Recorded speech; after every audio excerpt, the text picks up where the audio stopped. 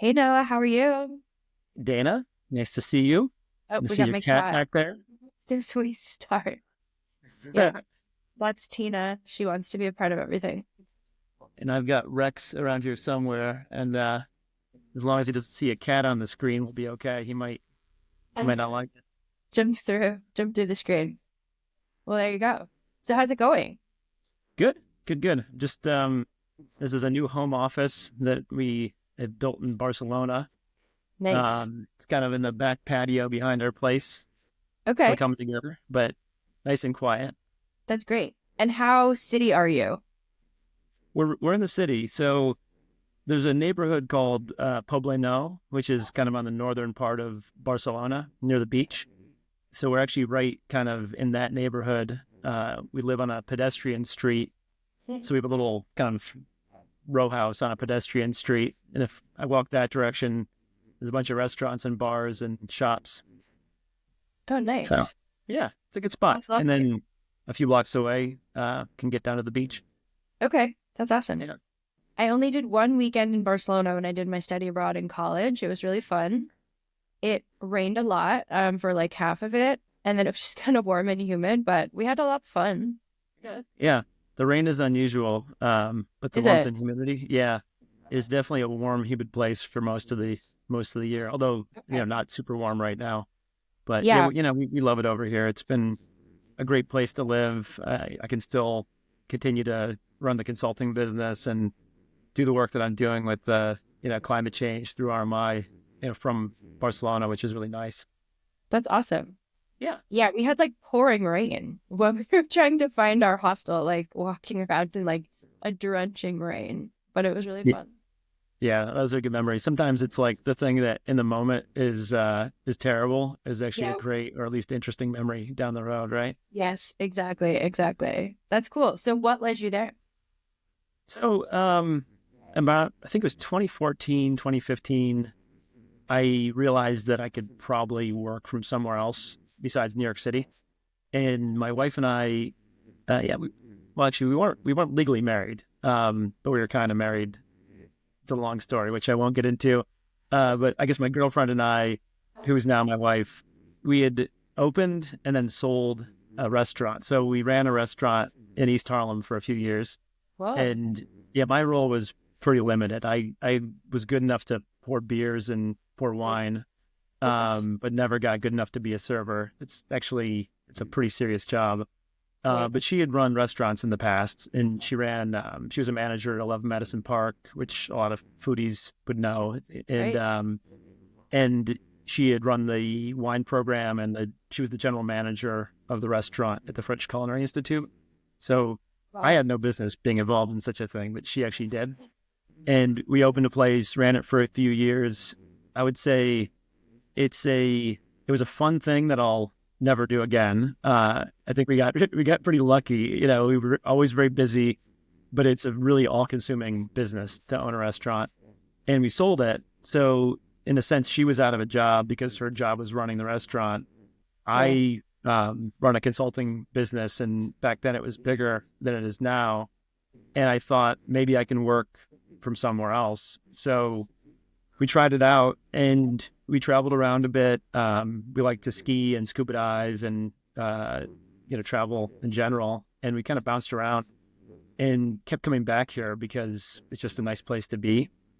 And we stayed longer and longer and figured out how to do it legally because you can really only stay 3 months every 6 months on a tourist Whoa. visa.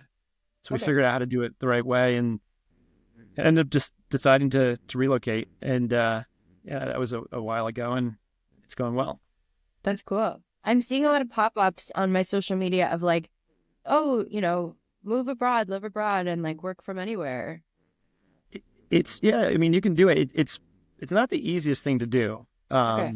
I mean, it's. I think I had a unique situation because I have a consulting business, and my Right. clients were good enough to allow me to be away without demanding a lot of face time. Right. And I have a great team. I mean, I would say that's the main thing. The folks who are actually on client site are good enough to cover up for me not being around.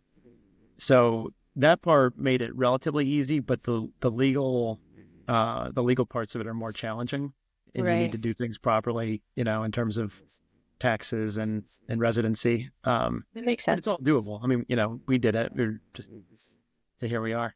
Yeah. So you were a really early adopter of remote work, like before it was a Yeah, thing.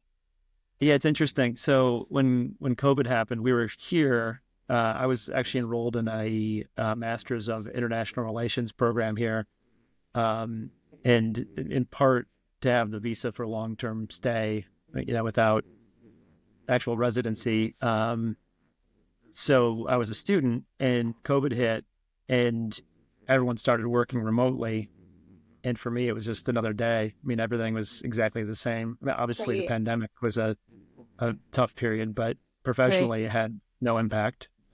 Right. That's interesting. I was also already working remotely. I had been on the East Coast living in New Jersey, but I was consulting, and I moved to Arizona in 2018 because I was renting out my place on the East Coast, and then I didn't want to spend the winter there. So I came out temporarily to Arizona just for a Nice. winter.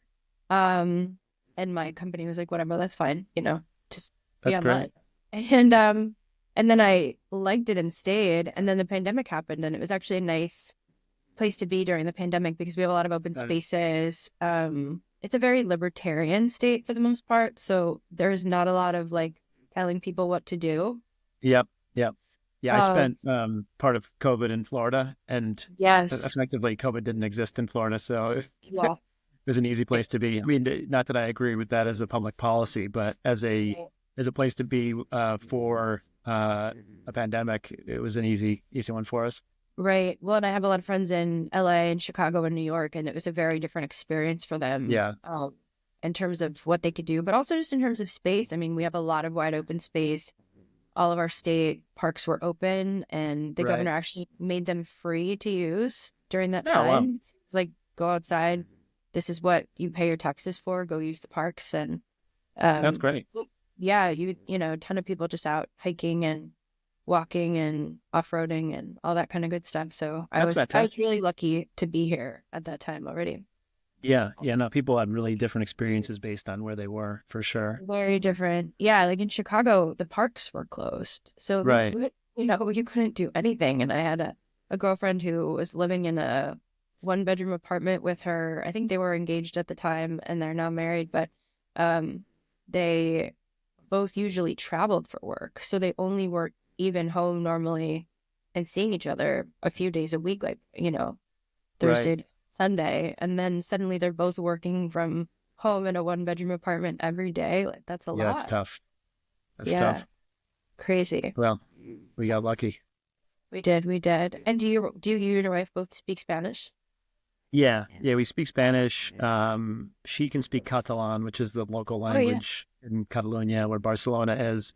And then we have a 6-year-old, and he speaks Spanish and Catalan fluently because he's a kid and picked it up quickly, and he spent a much larger share of his life over here. Right. So he's always given me a hard time about my accent, uh, which I That's don't true. think I'll ever be able to really, once you start learning a language. I started learning in my late 30s, which it's certainly doable. Like I Right. can speak fluently, but I'll sound like an American forever. Yes. So Well, I think there's a scientific reason for that. One of my friends in high school did a presentation on language, and essentially her presentation was you only have until you're about three to hear the different sounds that are being made. So, her family was from India. So her example was there are three different ways to pronounce the letter D okay, in Hindu. And if you don't hear that growing up, it's hard to pick it up like as an adult. So it makes right, sense the younger you start hearing that stuff. And it's not even just about your pronunciation. It's like, do you even know that the sound you're making is not the right sound? wait, yeah, no, he can make sounds I can't make, and Right. I can try, 10 times and never get there. So it is interesting. It's an interesting Yeah. one. But that's great for him because he's like a Oh global yeah, citizen already. no, it is. It's cool, and yeah, it's definitely a neat way to grow up. Very, very different from my own childhood, and it's neat to see him having, a vastly different experience. Right. Where did you Yeah. start out? So I grew up in upstate New York in a Okay. small town, kind of in upper Western New York, and just a little kind of a Rust Belt town. So the town hasn't kind of had a good run. But when I was growing up, it was actually a perfectly nice place to grow up, just a quiet little town. And I ended up going to school up there too. I went to Cornell University, which is just around the corner. All right. uh, and so just like 45 minutes from my hometown. And then Okay. after that, moved to New York City. Oh, great. I'm gonna get Yeah. rid of her. I fed her right before this, and I'm hoping that she would leave me alone, but she's wants to be part of it. No, I like it. It kind of adds some unpredictability. Exactly. We're gonna leave it Uh, in. We're gonna leave it in. It's our why not? first episode. But Yeah. yeah, I've been to Cornell a few times because my high school boyfriend went there. I went south. I went to Wake Forest, and he went north to Cornell. Oh, But I visited him on my spring break at least twice, and it was like a blizzard yeah, both times. And I was like, why am I spending my spring break? It's freezing. completely. No, the weather's terrible there, and it's Terrible. it's never sunny. I had a great time. I mean, it was a great place to go to school. Yeah. No complaints. Plus, I came from a place with equally bad weather, so I didn't Okay. actually know that it was all that bad. It's only in retrospect I look back and I'm like, I didn't see the sun for months at a time. Right. And then, moved to New York when I graduated, um, and spent about 20 years there Wow. before coming over here in, New York. So I started out in management consulting. That was kind of my first job out of college. It wasn't, so I went to school for, Cornell has a school of industrial and labor relations. Oh, And it's kind of the people who attend, or it's a combination of more idealistic people who are interested in essentially the kind of labor movement and income inequality and the economics underlying that. And then right. some people who are essentially looking at it as a way to get an education that leads to law school or those types of things. And I was definitely more in the idealistic camp going in. But I think, not that I'm not, idealist now, but I almost feel like I was kind of educated too much on the realities of, the U.S. economy, and I was kind of didn't think that some of the stuff we were doing was likely to work. And because I needed to have an income, and I also wanted to move to New York, I ended up just kind of in the normal recruiting process for jobs that would lead me to New York City. And I know it sounds like a very simple thing, but it's actually true. I didn't want to be a banker, and I kind of liked the idea of traveling and solving problems. Right. So I interviewed with a few consulting firms and ended up as a strategy consultant, starting with Accenture. Okay. And actually, I loved it. I mean, I didn't sleep a lot. Those are, especially back then, I think you worked a lot. And I think Cool. maybe that's still true, but, very long weeks, lots of travel, but it was Right. super fun. A lot of hard problems, a lot of interesting people. Uh, I look back at it and I'm like, why would they ask a 22-year-old to do some of these things? Like, what did I know that would be Or why would useful they to let them? us do that stuff? Yeah. Yeah. I Exactly. mean, there is something to it. I mean, I'm not against the actual model, but I don't think I would be hiring 22-year-olds right now if I had a business problem. Um, Well, it's but yeah, it was a very great, yeah. I mean, I think that I'm really thankful for the younger generation that's in the workforce because they have been much more adamant about being treated appropriately absolutely. than we were. I think we just Absolutely. did whatever we were told, and it was Yep. not always pleasant. And not just the hours. There was a lot of like verbal abuse and Yeah. um Yeah. just really like, I think a lot of fear of like if I don't do everything they ask me to do and everything well, then I won't have this job anymore. I completely agree. I mean, I think that's absolutely the case. Yeah, Yeah. I look back at it and I was thinking, if this doesn't work out, what do I do? Like, I'm not, Right. so yeah. But I never actually had a sense of any real alternative, for the first couple of years. And then a few years in, I started, so the travel, which I I still love traveling, and it's maybe, top three favorite things for me in the world. But the traveling got a little bit too much, and it Mhm. wasn't fun places all the time, obviously. Yeah. And so I started thinking about something else to do, kind of wanted to make a bigger impact or do something, different. And I ended up going through the foreign service exam process because I thought I might want to work for the State Department and be a diplomat overseas. And that was about 2 or 3 years into Accenture. And I passed the test, went through the interview process, which I can tell you about sometime. We would need a lot of time because it's We'll pretty do a interesting. whole episode on that. Yeah, exactly. I mean, if you're interested, actually, Sure. it was really neat and Okay. really intense. Got through the interview process, got to the security screening, which started the same day as the interview because they tell you you're accepted. And the security screening was really over the top. The first day I was asked questions that, I mean, I won't go into it now because it's a rabbit hole, but during that kind of 6 weeks of security screening, I said, do I really want to do this? Like, not because I was worried about the security screening, but more my life being really heavily scrutinized and kind of being, you know, working for the federal government's a pretty rigid thing. And then also the U.S., this was a while ago. The U.S. this was during the Gulf War. And a lot of people coming out of the State Department were going to the Green Zone in Baghdad. And I Wow. wasn't a proponent of that war. And I definitely didn't want to be sitting in Baghdad, for a war that I was opposed to. Right. So I pulled out of the process, but still kept up my plan for career change and um, ended up leaving Accenture and going essentially to a very small consulting company that basically promised to keep me from traveling because it was all Northeast clients. Right. And this is a roundabout way of telling you how I got to where I am. So I helped start this. Well, the company had already started, but there were three of us, and we grew the company to about 18 people in about a year and a half. And I realized I learned a lot in this period. I learned, I already knew how to do consulting work, but I Right. learned that Right. I could sell consulting projects. And I kind of figured I could just do this on my own now. And so about a year and a half into it, I left and started effectively the same type of company, but on my own. And I focused on the healthcare industry, I mean, more specifically, the life sciences and, pharma and biotech industry and ethics and regulatory compliance. And for two reasons. One is that I realized there was a good niche in the consulting world, but another one is that there was a real need there. So this goes back a while.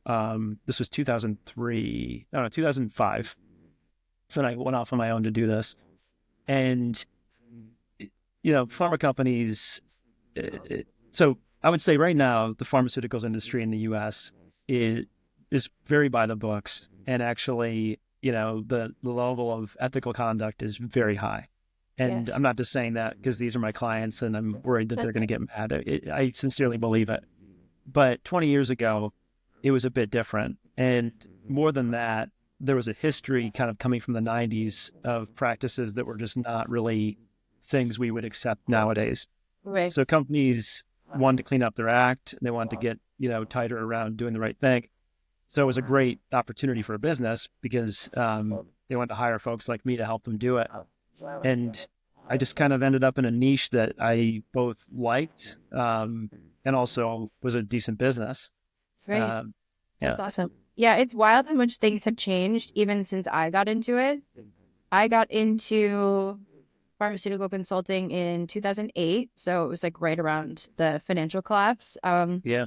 I started at Wachovia, which failed and is now part of Wells Fargo, but got into pharma and just, started in kind of government pricing, but I've done a lot of healthcare compliance since then and a lot of sales rep ride-alongs and Yeah. um, just seeing how every year something is changing in terms of what they can and can't do to where a couple years ago they said, there's no point in having alcohol at speaker Right. programs and things like that, which makes sense. I mean, Yep. the rationale is, are you doing a legitimate program where you're teaching people new information, and Yep. you'd be sitting and drinking in a lecture if you were in Right. college or in some type of like CME program. So it Yep. makes a lot of sense, but that's coming from my dad was a doctor, and so when I was a kid, we would go on all these vacations, and it wasn't until I was an adult working in healthcare compliance that it occurred to me that we didn't pay for any of them. Yeah. Like, I just thought we were sort of balling when I was a Right. kid. Right. Right. And like we weren't. It was just like at the time, if a doctor got invited to a conference, it was like bring your whole family. We went to Yosemite, we went to New Orleans, we went to San Diego one time, and they had the kind of the opening keynote speech for the conference at SeaWorld Yeah. in the big Shamu arena, and the keynote speaker was James Earl Jones. Oh, that's cool. Which That's even as a kid, it was like after The big Lion King came voice. out, so I knew who he Yeah. was. And even as a kid, I was like, this is a big deal. Yeah. Yeah. Yeah. No, it This is is amazing. I mean, the industry, especially back then, there was so much money floating around, so those things weren't so much. that And I unusual. would go to the trade halls where they would have all the booths and stuff. And like, I would go in and they had, bags, and you could go to like every booth, and I would get all the tchotchkes and the pens and the squeezy balls Yep. and everything. And it was like, you could have your kids just go get free toys. Like, that would be so insane now people don't even have Yeah. toys anymore. Like, it's No, I know. insane. It's interesting. I mean, it's interesting I didn't realize that. So Yeah. your experience as a child and then working in the industry later, I would that's go really like trick or treating at right. pharmaceutical conferences and get a full bag of toys and tchotchkes, like as an Yeah. 8-year-old. Yeah. Crazy. Yeah. So when I was starting out, that stuff still existed, but it was essentially just kind of winding down in terms Yeah. of those types of items, and then the financial arrangements got cleaned up. Um, but yeah, so essentially that's what the team and I, focused on, is helping companies figure those things out. And Right? this is like 19, almost 20 years now of running it. It peaked, I think, in 2012 or maybe 2011 through 2014 was my biggest years. And then, as I mentioned, my decision to not be on site anymore, Yeah. really shrunk the business quite a bit. Although Okay. I'm overall pretty happy about how it's turned out. Right. So let's Yeah. talk about that, because I think that's interesting. And sorry, my cow is jumping up, which is why we're sheep. But I think that's interesting. Tell me how much of your business growth was in-person meetings, and how not being able to have those, whether it was in the office or whether that was like a lunch, impacted your growth. Yeah, that's a good question. I think the biggest impact, honestly, is it happened to coincide with my own. I started kind of thinking about doing something else, so I was spending less time. I definitely think if I was in person, the business would do quite a bit better. And, certainly selling projects is a lot easier in person. There's Right. no doubt. But I think the biggest impact in my case was that I was actually splitting my time doing other things. So Okay. when I initially left in-person work, it was to travel, as I mentioned, but I also had an idea that I was working on with a good friend who's a doctor. And it was an idea that actually now exists in practice, but we were super early and probably not the right people to do it. Essentially using artificial intelligence for medical decision support. Oh, But this yeah. was in 2015. And the only AI back then was, the only big AI was Watson from IBM. Watson. Yeah, you probably, obviously know about it. And it's funny, I've talked about this with some younger people, so I have to explain that there was a whole Oh, generation. we have to tell them what Jeopardy is and that Watson Yeah, won. right. Exactly.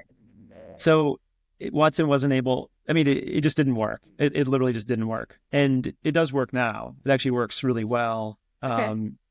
But we were years early, so I initially started trying to do that.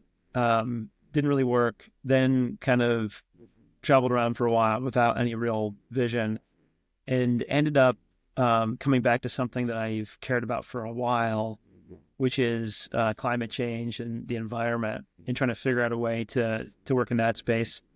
And I initially thought about, can I shift my consulting business more into that world, in which I did a little bit, but it's Right. actually kind of difficult. and then thought more about it and realized that having a more direct kind of interface with it might make more sense. And now I work, I mean, there's a lot of steps along the way, but to speed things along, now I work with an NGO called RMI, Rocky Mountain Institute, which is, it's a pretty big US based clean energy and climate change focused NGO. And the stuff I'm working on is mostly looking at kind of high impact climate solutions, high impact and also very early stage climate solutions like carbon dioxide removal and kind of system change opportunities that would address climate change. So it's been, I mean, I would say a super fulfilling, climate change is a fulfilling and frustrating place to work Right. because, it's a huge problem. A lot of the things that have to happen aren't happening in terms of emission reductions, but working towards something makes you feel, at least for me, you feel some more agency than just watching it happen. So Right. there is a big fulfilling component to it as well. That makes sense. I mean, Yeah. obviously, in this past, year, we've seen from the floods Yeah. in North Carolina to now the fires in LA, so much going on. What are you seeing similar patterns in Europe? Like we don't hear, Yep. sort of stereotypically, American news doesn't cover news in the rest of the world as much unless it's something huge. Yeah. What types of changes are you seeing in Europe? Yeah, no, good question. So Europe is actually warming much faster. I mean, warming is only one component, obviously, and precipitation's another huge one. But Europe's warming faster than North America. Um, and there's also been a lot of big changes in precipitation. So Okay. I think it was about 2 months ago now, there was an enormous flood in Valencia, which is south of where I am now, and killed a lot of people, destroyed a few towns, basically. And, these things they're multi-causal. It's not like climate change causes a flood. It's really the probability of these events happening increases as you have warmer air temperatures and changes in precipitation. So there are things happening in Europe. I would say there's also a lot of noticeable changes in the weather patterns, even in Barcelona. And if you talk to older residents here, they'll say this is, the rainiest September I've ever seen, or, both the warmest and coldest periods, over short, within a month, you'll have, I can't believe it's this cold.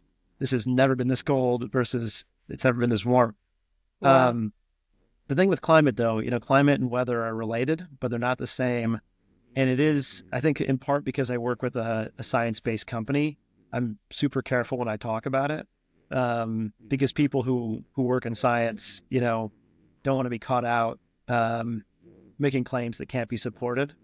But it is, overall, it's a pretty well supported area. I mean, the weather changes, a lot of them are driven by climate changes. All right. Yeah. So, but yeah, it's Europe. One other thought on that is, Europe's also probably doing more than the US. There's a much bigger shift to renewables. Spain, most of the grid is not fossil fuel based anymore. I've Right. got solar panels on my place here. I was actually just looking at the app, earlier and rejoicing that I was essentially getting free electricity for most of the day, which was neat. Okay. And so those things are more common in Europe. Right. And I A little think more which, transformation. yeah, well, yeah. So that's, the way the society is structured also lends itself to these things too. Right, right. Yeah, a lot more trains and subways versus driving. Exactly. Yeah. Exactly. Here there's a big effort in Arizona to get more passenger rail going. We have train tracks, but it's more commercial and Right. like industrial. And it's crazy because there used to be, I mean, this is the case all over the country, but there used to be trains everywhere, Yeah. connecting all the cities and towns, and they ripped a lot of them up and replaced them with highways. And especially between Tucson and Phoenix, it's about a 2-hour drive depending on where you're going. Hmm. And the most of the highway is just nothing, like in the desert. So when Right. there is an accident or a backup, which happens frequently, you can't turn off the road and go anywhere else. Like you're just Right. stuck. for miles and hours sitting on the highway. So they've been trying to get a fast train going through, between Phoenix and Tucson so that people can commute in a way other than driving. And we have the rails, but the issue is maintenance of the rails, and it would take a lot of money just to get them to be sort of usable again. Right. And they're No, I know owned by that's companies. So it's like it's this big negotiation between the freight companies who now own most of the railway, and then, any group that wants to put, more of an environmentally conscious, passenger focused train in place. yeah, it's challenging. I mean, Florida's got the same issue. So my in-laws live in Florida, and it's another place with a large car culture. You don't really have much public Right. transportation, and they're adding rail, and it's so far not going very smoothly because you have people who are, you have a lot of traffic accidents of cars, crossing tracks and things that Oh, yeah. you wouldn't really see in Europe because people are accustomed to having rail throughout towns. But it'll be a transition. I'm hopeful electric cars will, work well.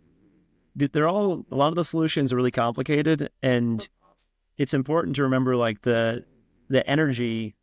Well, we use a lot of energy and we really enjoy it, and it's not easy to make these changes. And Well, a lot of folks like to think about simple solutions, but this isn't remotely simple. And most of the growth in emissions is not in the West anymore. So I think a lot of folks maybe don't realize this, but the US has actually been reducing its emissions in general, not every single year, but in general for the last 10, 15 years.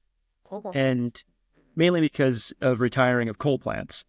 And most of the new emissions are happening in China and India because of economic growth. Right. So what the US does and what Europe does, it matters a lot, but it's not going to matter more than what China and India do. Right. So these are, they're global problems that are complex. So, I do enjoy working on it, and it is easy to get a bit pessimistic, but working on it, I think, is keeping me a lot more upbeat because I am seeing some signs of possible solutions as well. That's great. What would you say to people who feel like this whole thing is very futile, and even if we're recycling and driving an electric car and we have solar panels on our house, to your point, China and India are driving emissions, and, other people even in our country who, don't care about the environment, and, public policy in every Yep. country. What would you say to people that are just feeling really defeated?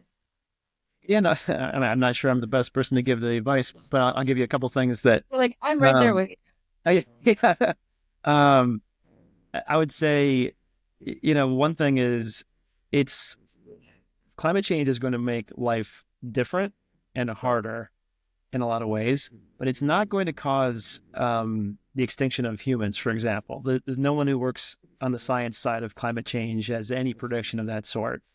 So if we think that we're, going to have an easy, quick extinguishing event, we're not.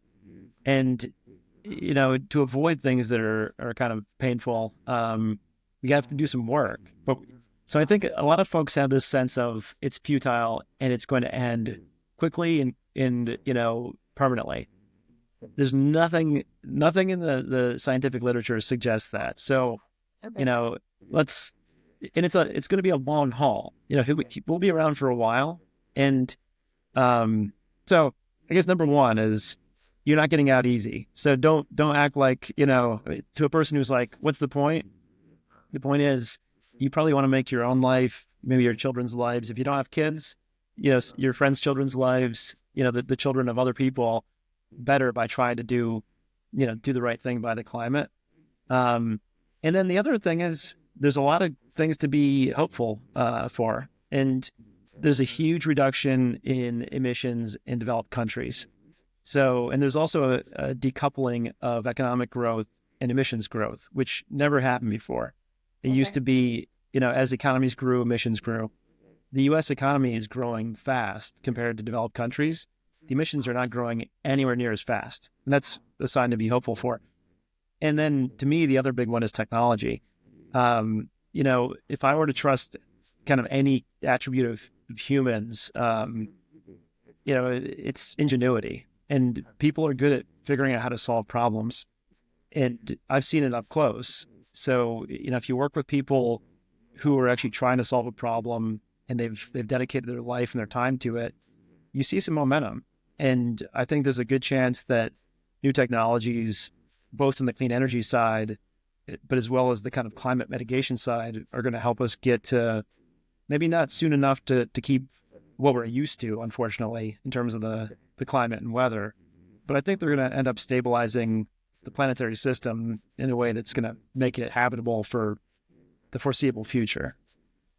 That's very heartening. And I think that's a great way to frame it, because there's a perception that humans are just destructive and that all we're doing is ruining what was once a lovely, healthy planet. But to your point, we are always innovating and we are solving problems. And if you think of humanity from the Industrial Revolution, when, all the cities were factories and there were children working in the Right. factories, and, you Exactly. had to literally like leave and go to the country just to be able to breathe and clear your lungs.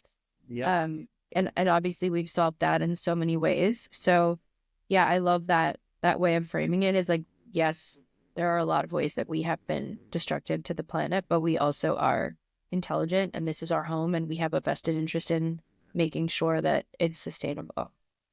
I think it's very well said. And yeah. Yeah. So yeah, like big life stuff. Yeah. All the world's Yeah. So problems.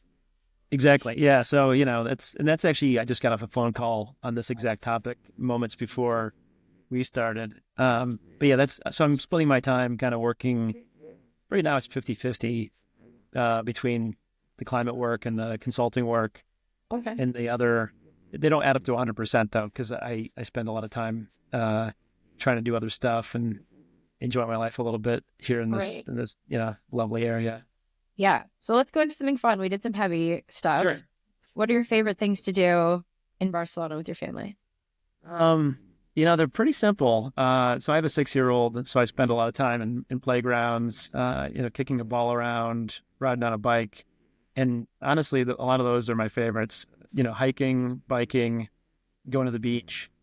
I would say that's probably how a lot or most of my leisure time is spent these days. That's nice. Yeah. That's really great. Do you like, how frequently do you come back to the States? And is it mostly Florida, or do you visit New York? Yeah, both. So my mom is still in New York, and so I have family kind of in a few places. My in-laws are in Florida. My mother is mostly in New York, but she's splitting her time with Baltimore because my sister teaches at Johns Hopkins and lives there. So she's kind of back and forth there. And then I have a brother who lives in New Mexico. So Oh, wow. typically, we kind of trips to the U.S. set up with a lot of travel. Which, back to the climate piece, is not amazing, but Right. uh, since we don't spend a whole lot of time there, we need to basically see everyone. Right. And it's been essentially 1 to 2 trips per year back to Okay. the U.S. is kind of Yeah. our schedule. Okay. Where in New Mexico is your brother? He's in Santa Fe, or outside of Santa Fe. Okay. That's a Yeah. nice area. Oh, I love it. No, it's great. And I have a niece out there. Yeah, I have a couple nieces and nephews too in various places. But yeah, Santa Fe is a beautiful place. I've Yeah. really enjoyed spending time out there. When I first moved to Tucson, and I would tell people who didn't live here that I was living in Tucson, like 12 people in a row were like, "Oh, great. I love Santa Fe." That's great. I Uh, was like, okay. okay, thanks for the And I was always like, oh, yeah. And I was at a wedding and someone said that to me. And I was like, okay, first of all, they're two different states. Second of all, Yeah. they're completely different climates. Santa Fe is Yeah, like 5,000 feet higher exactly. above sea level than we are. Like, we need to Yeah, they're stop pretty different. this. Yeah. So Tucson is the first place I went, I think, in the American West. Well, I think I went to Denver once when I was a little kid. But yeah, Tucson was the first place, and I absolutely loved it. And just like hiking around in the desert. Um, yeah, I mean, and great food, really cool place. Yeah. We have excellent, there's infinite excellent Mexican food and excellent sort of casual dining. What we don't have a ton of in Tucson is fine dining, or like really good fine dining. We Okay. have like your sort of mid-range. We have a few good, what I would say are like your sort of regular Friday night dinner in New York type of restaurants.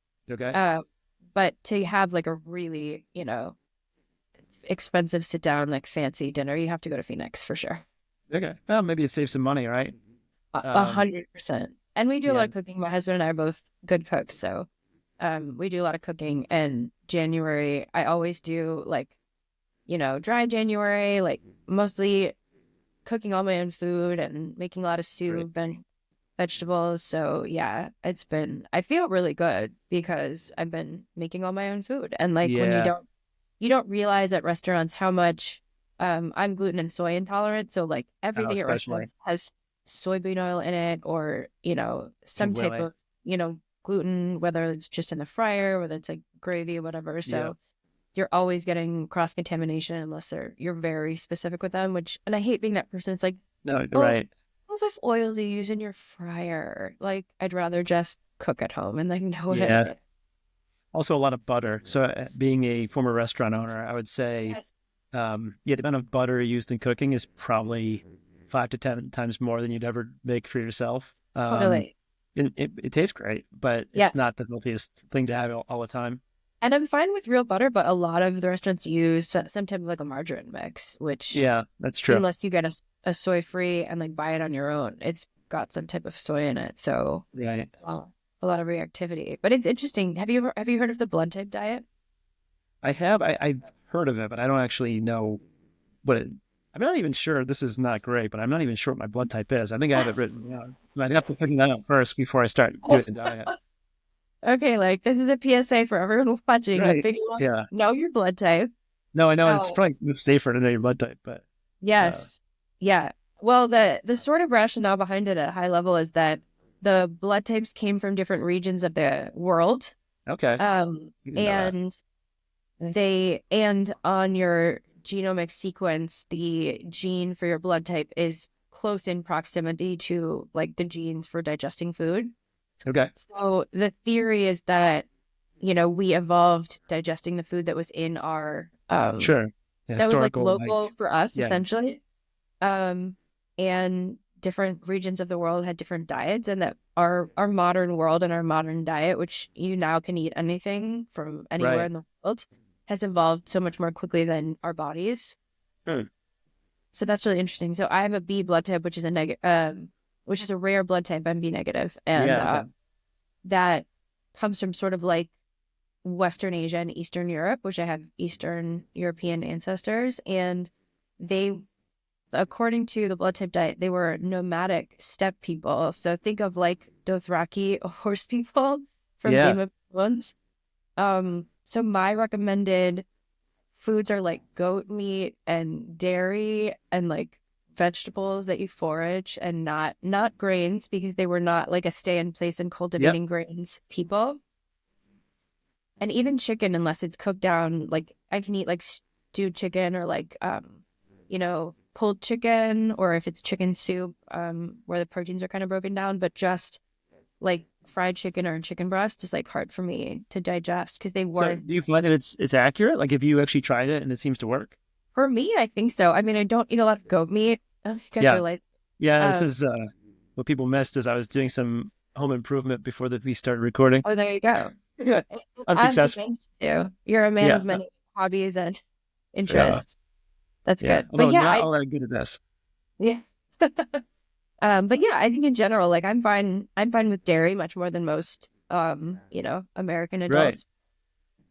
But yeah, like gluten and soy, like really trip me up, which those also have similar proteins. A lot of it's just about what, how good your body is at breaking down different proteins. That's really interesting. I should look into it. I'm like You a should, real mix though genetically. Although I guess I obviously have a blood type, so maybe yeah, that'll still work. yeah. And I've also seen just, health advocates saying like eat what your ancestors ate because it's Right. like what, is good for you, Right. which makes Right. so yeah, I Yeah, don't. I think that's. I mean, it's probably true, just because our ancestors probably ate generally healthier food. Right. Fewer processed foods, and probably less overall, like red meat, things that are known to be somewhat. Although that one's, I guess, debatable because there's some diets that are really heavy in red meat that seem like they work well. Right. Yeah. Yeah, my husband's really into, he hasn't put it into practice, but he has listened to, I think there's like a guy who is big into sort of a carnivore diet. Yeah. There's a Joe Rogan, at least one episode where he was on it that my husband really liked. But his thesis was essentially like cows eat every type of like, vegetable amino acid that Right. you get. So like if you eat beef, you're getting like all the vegetables. It's like his Yeah. thesis. And again, I think it's not for everybody because I have friends who are vegan and they're in great shape. But when I eat that way, it's not right for my body. It's hard for me Yeah. to Yeah. like get the proteins that I need while also not eating the things that I know are not like that I can't digest. So, Right. well, yeah, I think some people I think if my husband literally only ate beef, he would be so healthy, which is crazy. And it sounds disgusting, but like Right. he would be like in the best shape ever. No, yeah, there's definitely huge variability because Yeah. I know people who do that, and I know someone who's got a completely protein diet and is incredibly fit Right. and has low cholesterol also. Right. Yeah, It's so different. And that's the thing is like, I think that there's so much money in the diet and nutrition space. That could be your yeah, next industry. We could get into that. But I think a lot of it does just come down to individuals. Like you have yeah. to find the thing that's right for you. And the only reason I knew that I was soy intolerant was a few years ago. I did the elimination diet where you cut out like alcohol, caffeine, nightshades, dairy, like anything that could gluten, anything that could potentially be inflammatory to anybody. And so you're eating this really like you're basically eating like fish and vegetables and quinoa for a week, and then you add one thing back in and see how your body does. And I made myself a big pot of miso soup with like chopped up tofu in it, and I blew up like a bowling ball. It was Wow, crazy, crazy. So once I figured that out, I was like, okay, wow. yeah, it's crazy.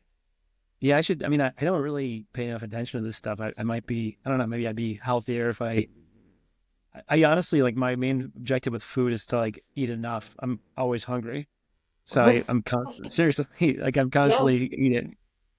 Yeah, that's so, but I'm sure there's some things to figure out if I paid more Yeah. attention. But that's why I think it's been very liberating to figure out like what I can and can't eat because I can eat as much of things that are good for me as I want and never be hungry. It's, Yeah, you know, when I cut out the stuff that I know my body can't deal with, like it's not dieting. Like it's not calorie right, counting, right. just figuring out what my body likes and what my body doesn't like. And especially when I'm eating food that I'm making at home that's very nutritious and doesn't have a lot of additives in it, like you're almost not even really hungry because Right, right. body's getting the nutrients that it wants. Now it's interesting. These new GLP-1s, kind of just getting back to like pharma for a second. Not that I'm Right. trying to about pharma, but the new GLP-1s are definitely changing food consumption patterns from what I've been reading. So Right. people don't want certain junk food. Just the Yeah. actual appetite just drops off. And they apparently also have some impact on other things that can be addictive. So, because, certain kinds of eating can be addictive with Right. processed foods, and they affect apparently gambling or some other addictive behaviors. Um, Really? yeah, it'll be interesting to see because a lot of the population now in the U.S. is on a GLP-1s, and they seem to Right. be working quite Okay. well. So Yeah. hopefully that And keeps up. Yeah, yeah, that's a great example of what you're saying about climate, where like we created this big problem for ourselves where a lot of our food is made in factories and isn't yeah, nutritionally rich, but then we come up with these other solutions I of know. like, okay, well, like put everyone on antidepressants and GLP-1s. Like, we're gonna fix this problem somehow. Yeah, I know. It is. I mean, it may be like people forgetting the root cause of these problems and just going to Yeah. the solution. I mean, there's another analogy in climate change, though, too. A lot of these things, you do need to get to the root cause of what's causing the climate change to some extent, because the technologies are typically very expensive and, Right. risky if you're trying to respond that way. Yeah. But, at least people are working on it. Yeah. So, Well, this is awesome. Okay, so if you had to give people 3 tips who are interested in living abroad, Okay. What would your three tips be? Well, number one is test it out a lot. Just make sure you know where, and also make sure you really want to live abroad, because vacationing and living, everyone knows this intuitively, but you need to put it in practice. Being on vacation in a place is very different from living there. Right. So, like, I like the Caribbean a lot because of scuba diving. I probably wouldn't live there because of the weather variability throughout the year and other Right. things. So, number one, test it out. Number two, I mean, these are unfortunately very practical because it's the stuff I've been thinking about. But do your homework in terms of what it takes to actually live there legally and kind of financially. Make sure Right. you can work, but also make sure you don't get on the wrong side of immigration laws and things like that. Um, and number three, the other big thing about living abroad is your connection with. So the biggest downside is you're not around the people that you know back home, and make sure you really work that into your plan, because you can miss people a lot. You can miss your family, you can miss your friends. Once or twice a year is great, and if you get it right, it works. But make sure you have that in mind, because that's probably the biggest single downside, at least for me, of living outside the U.S. And one way to make that easier is is live somewhere where people want to visit, because then at least they'll come to you. Yeah. And so in my case, Barcelona is good that way because it's easy to get to and people like it. So I would say those are my top three. Okay. No, that's great. And then what would you tell someone who thinks, like you did, like I've worked in consulting a few years, I get it, I'm good at pitching projects. Um, when would you Should you say do it go or not? for it? And what would you say was the biggest pitfall of going out on your own? I mean, I always say go for it, and that might not be the best advice, but that's always my advice. Like, I've given the advice to a lot of people, and I don't know if I'm just lucky to be having people who are good ask me, but almost everyone who's asked me, who's actually done it, has had it work, and not just consulting, whatever it is they want to do. Yeah. So my take is go for it. If you really want to do it, you only go around once. Do it. The biggest pitfall, I mean, I think I've had a really easy time of it. I think I've gotten really lucky. I don't think I've had any pitfalls. The only, I guess, the only downside is if you start your own company, you need to make sure that you affirmatively surround yourself with people that you want to be around and learn from. Because in a bigger company, you'll meet a lot more people. And when you start a small company, first it's just you, then it's you and someone else. That's super fun. But you need to be really on top of your network to be learning and growing. Whereas in a big company, you're always interacting with new people. Um, but honestly, like I think I've had the easiest time of it of any person who started a business.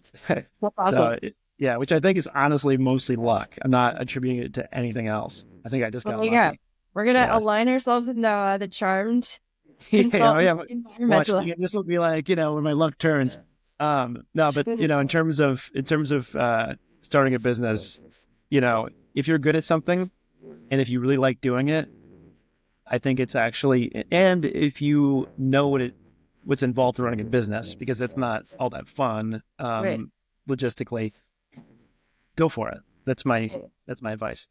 I love that. But I think it's interesting about like a larger versus smaller company and your exposure to your network, which is definitely a factor. But I also think there's a benefit to working at a smaller company because when you're at a larger company, you're one cog in a very big wheel, Mhm. and your It's role true. tends to be pretty static, and your scope of what you do is more limited versus at a smaller company, like it's all hands on deck and you get It's to true. like really drink from the fire hose and do a lot. And like even things like my first consulting firm was a 35-person firm, and um the like bulb and the projector went out, and so I was like standing on the conference table like changing the light in the Yeah, projector. I was like, I literally do everything.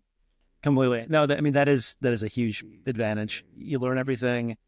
It's also a disadvantage, though. You got to Yeah. figure out, how to do your own books. Although I don't anymore. But like all these things that are not things that you're necessarily good at. but they're Right. still required, And Yes.